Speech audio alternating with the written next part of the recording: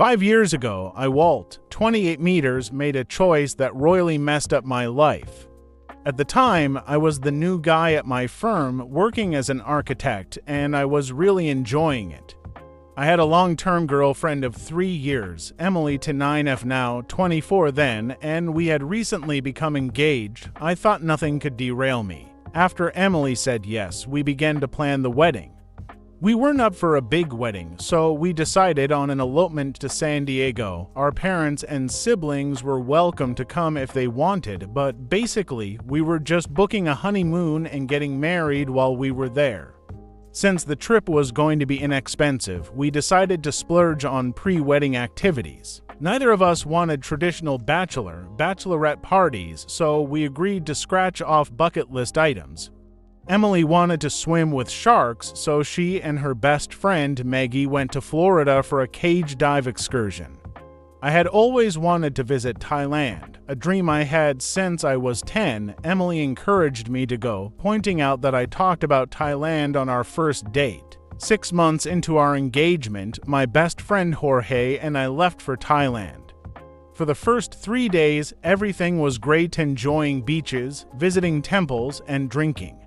On the third night, Jorge got absolutely smashed drunk. The next day, we were supposed to go on a jungle excursion, something I was really looking forward to.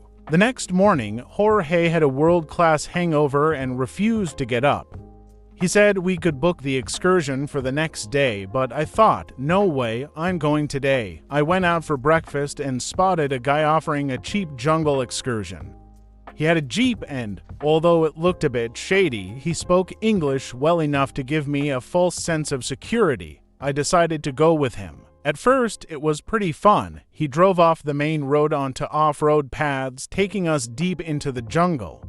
I had no idea where we were going, but I was enjoying it until everything went sideways.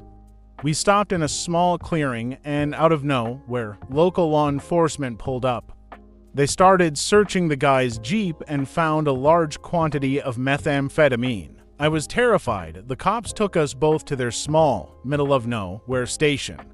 That's when I realized the guy had taken me into Cambodia. I didn't have my ID or passport on me. They were back in the room. The cops weren't listening to anything I said, and I had no idea what my guide was telling them.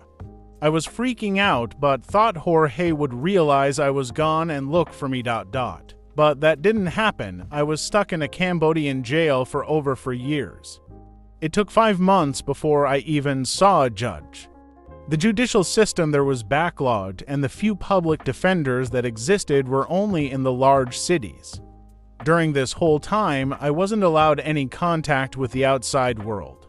My first hearing got postponed another 5 months due to a lack of an interpreter. Finally, I had my pre-trial hearing, entered a plea, and then waited another 14 months for my actual hearing. The judge dismissed my charges on time served, but the prosecutor appealed the dismissal, putting me back into custody for another 28 months. It was devastating. I realized that my family and Emily thought I was dead. I missed them so much, and there were days I wished someone would just take me out. After 52 months, I was finally released. I had nothing to my name and was in a country I wasn't supposed to be in. I contacted the embassy, and they had a missing persons file for me. They helped me contact home.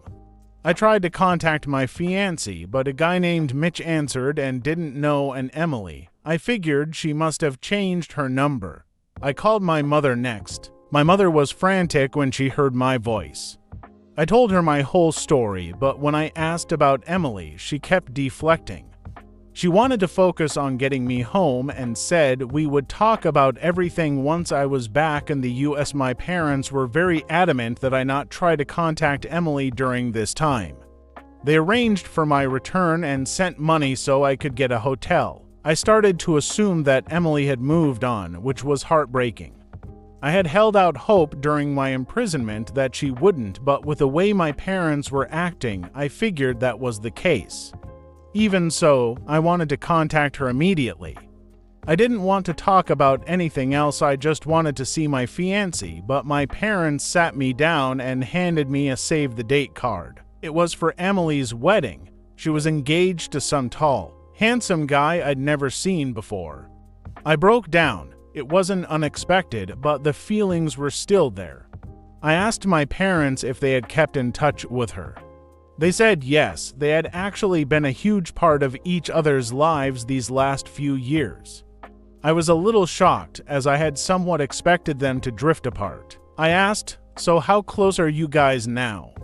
My mother responded, her father passed a year ago, and your dad has agreed to walk her down the aisle. That hurt more than I expected.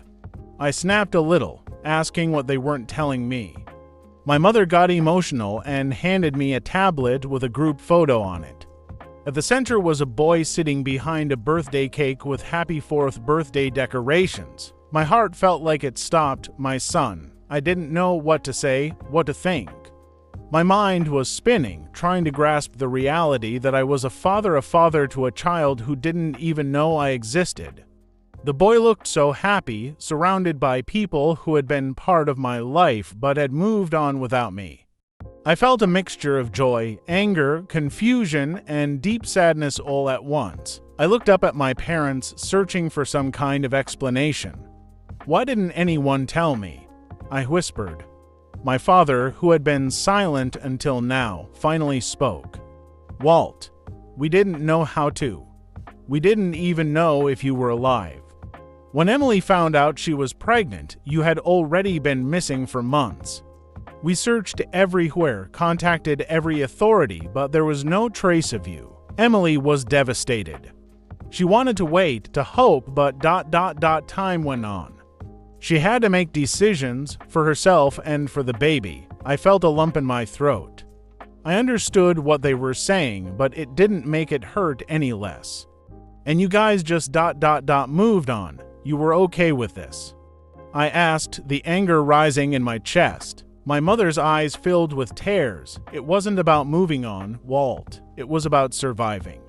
We were all broken, but we had to keep going. And when Emily had Paul, it was like a piece of you was still here with us. We wanted to protect him, to be there for him in a way we couldn't be for you. My anger wavered as I looked back at the photo of my son.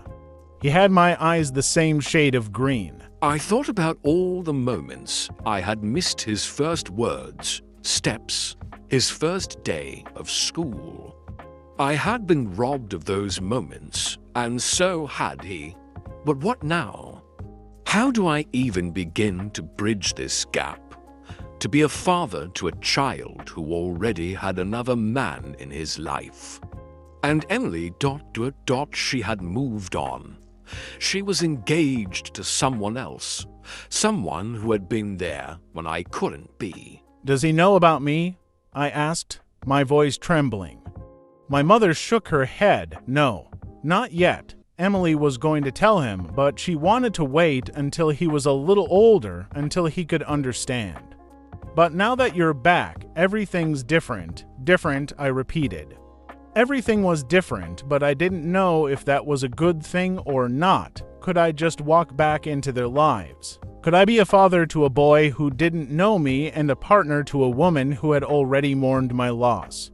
My father put a hand on my shoulder. "Walt, it's not going to be easy. But you have a right to know your son, and he has a right to know you." Emily ... "She's got a good life now, but she's never forgotten you. We all thought you were gone, and now that you're back, we need to figure this out together." I nodded, though I wasn't sure how to feel. I knew I had to see Emily, to talk to her face to face. And I had to meet my son, the boy who had unknowingly kept a part of me alive all these years. But I was also terrified of what I would find and of what they would see when they looked at me. "I want to see him," I finally said, my voice barely above a whisper. "I need to see Paul." My mother nodded, wiping her tears. "We'll arrange it, Walt, but take it slow, okay?" This is a lot for all of us. As they made the arrangements, I sat in silence, trying to process everything. My life had changed in ways I couldn't have imagined, and now I had to face a future that felt both foreign and familiar at the same time. But one thing was certain, I wasn't going to let any more time slip away.